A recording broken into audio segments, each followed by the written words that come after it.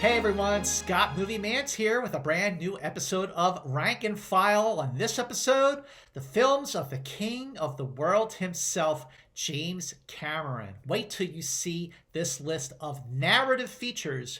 We're not doing the documentaries here, just like the movies. Let's get right to it with number 8 on the list, which is Piranha 2: The Spawning, released November 5th, 1982, costs $145,786, total gross $389,000. This is James Cameron's directorial debut, and well, you gotta start somewhere, right? This movie is pretty bad. Awful visual effects, terrible script, flying killer fish. This movie has a 6% rotten rating on Rotten Tomatoes.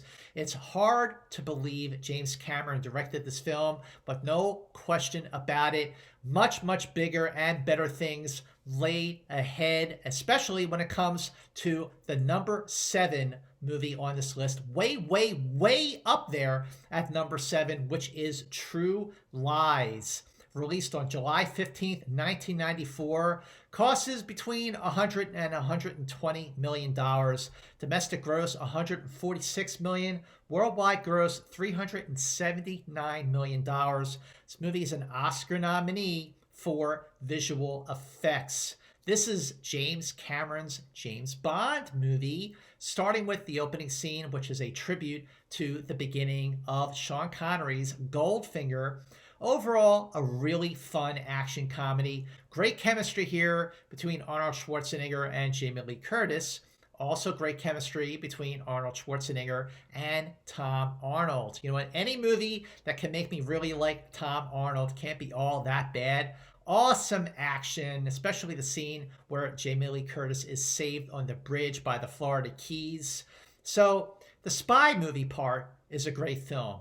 The subplot, the relationship part is not so great, and it kind of slows the movie down, and parts of this movie have not aged well. I think this movie is really degrading towards women and really humiliating towards Jamie Lee Curtis. The movie is also very much of its time. Any movie with cartoon terrorists could not have been made after 9/11, but it has its merits, a lot of them. It's a lot of fun. Moving up to number 6 on the list is Avatar, released December 18th, 2009, costs $237 million. Domestic gross $760 million. Worldwide gross $2.79 billion. Winner of 3 Academy Awards for cinematography, visual effects, and art direction. And it's an Oscar nominee, 6 Oscar nominations here, including picture, director, editing, score, sound mixing, and sound editing. This is James Cameron's first movie in 12 years since the previous box office winner, Titanic. This movie, just FYI, lost Best Picture to The Hurt Locker. This is a really fun and exciting movie. Amazing, groundbreaking visual effects, awesome action. I love Stephen Lang as the villain, Colonel Miles Quaritch, but the rest of the characters were a little one-dimensional. This movie works as a metaphor for disappearing jungles and rainforests. It was overhyped at the time. I mean, I loved it at the time, but it was overhyped, and it doesn't really hold up, especially when you watch it at home. Even with a big HD TV, it doesn't have the same impact as watching it on the big screen.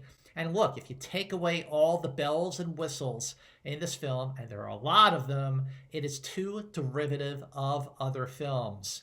The Space Marines in this movie and their technology looked a lot like the Space Marines and the technology used in Aliens.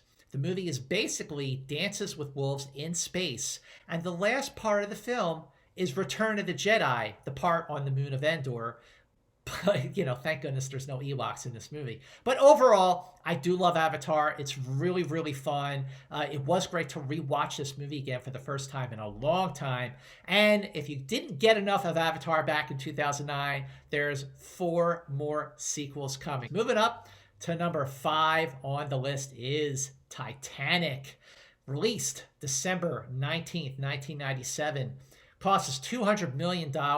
Domestic gross $659 million.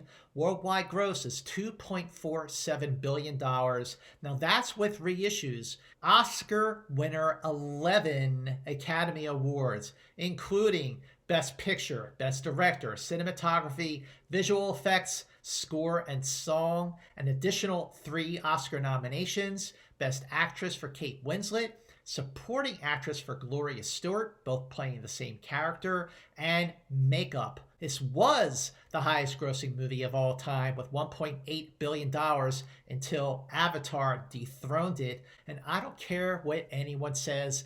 I love Titanic. I think this movie is amazing. It was an absolute phenomenon when it came out in 1997. It's a big, bold, beautiful film.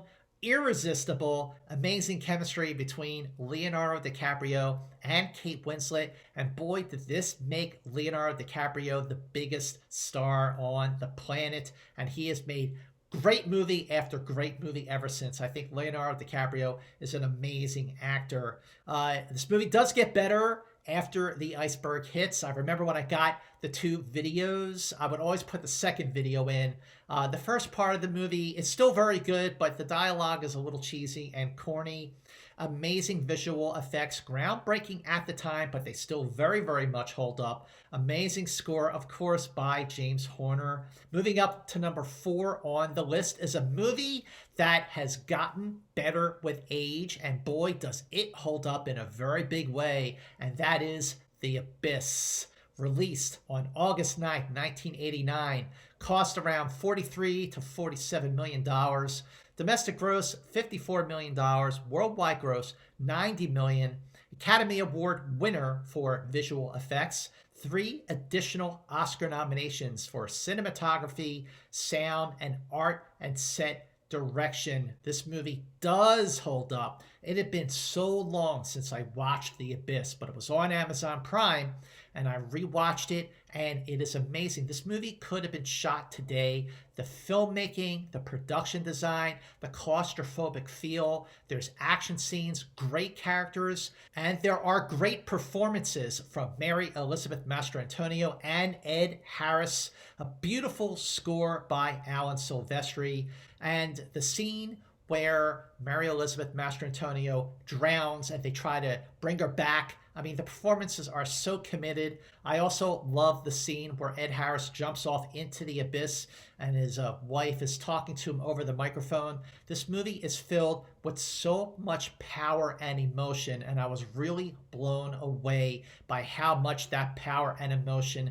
makes this movie better now than when it came out in 1989. The original version was great. A lot of people had a problem with it because it ended on such an ambiguous note, but when you watch the special edition and when you see why these aliens are really here, it does make it a better movie. The Abyss is Close Encounters of the Third Kind underwater, and it is absolutely fantastic. Moving up to number 3 on the list here is The Terminator. Release date October 26, 1984. Cost is $6.4 million. Domestic gross is $38.4 million. Worldwide gross is $78.5 million.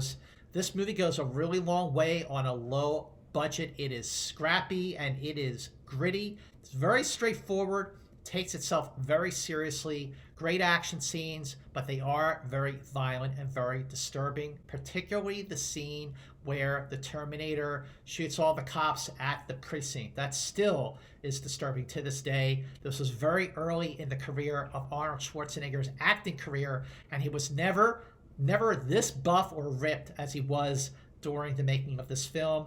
The Terminator still holds up. It is a love story, and it is a great love story at that. Moving up to number 2 on the list is Terminator 2 Judgment Day. Released July 3rd, 1991. Cost is $102 million.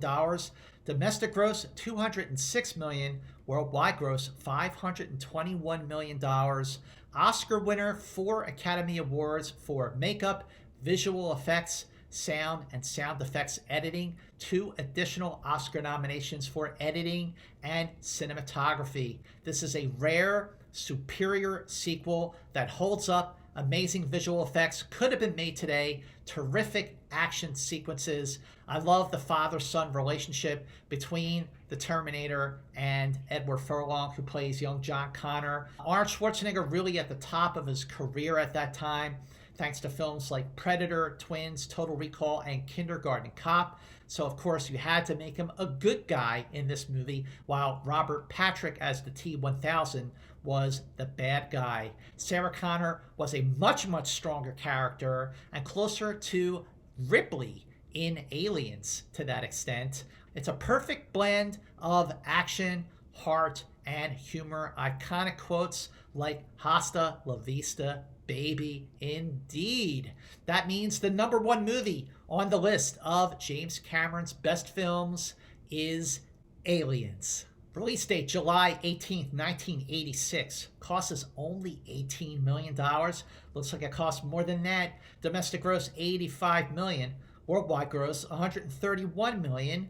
2 Academy Award wins for Best Visual Effects and Best Sound Effects Editing. 5 additional Oscar nominations for Art and Set Direction, Sound, Editing, Score, and Best Actress for Sigourney Weaver. Interesting that she got nominated for the second time she played Ellen Ripley. Again, just like Terminator 2 Judgment Day, this is another superior sequel, or at least it's as good as its predecessor, the original Alien, directed by Ridley Scott. Both are fantastic. And for the #1 Alien movie, make sure you check out my Alien rank and file to see which one I picked and why. But Aliens for James Cameron is #1 on this list. It's more of an action film compared to its predecessor, and it is more fun and exciting and rousing and funny.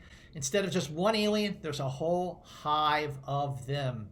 This movie is an allegory for Vietnam because the Space Marines, with all their technology and bravado and their ego, they were no match for the aliens.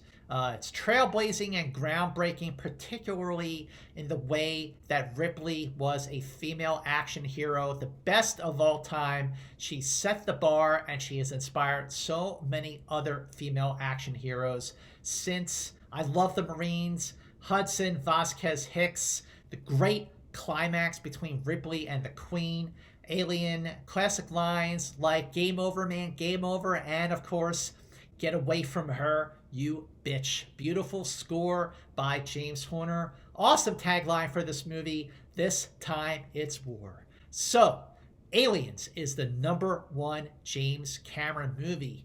Which movie would you rank as the #1 James Cameron film? How would you rank all of his films? Comment below and let me know. Please share this episode of Rank and File with other film fans. Please subscribe to my YouTube channel, Scott Mantz. Please subscribe. I'd really appreciate it. Make sure you give this video a like. Thank you so much for watching, and until the next episode of Rank and File, here's looking at you, kid.